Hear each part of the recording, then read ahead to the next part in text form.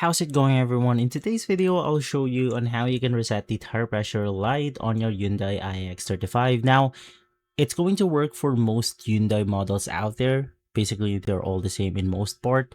And we are going to fix this error light right here and this low pressure message. So if this shows up on your dash, the first thing that you want to do is to just, of course, make sure that you have the right tire pressure. You want to refer to the official owner's manual for this one, or if you have changed your wheels, you can just search for the best PSI.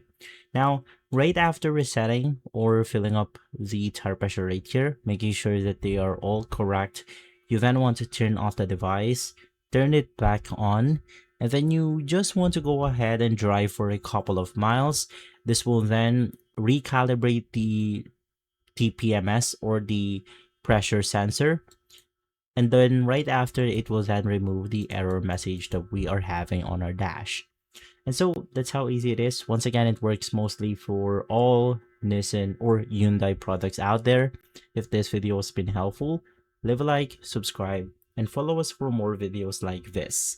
Thanks for watching.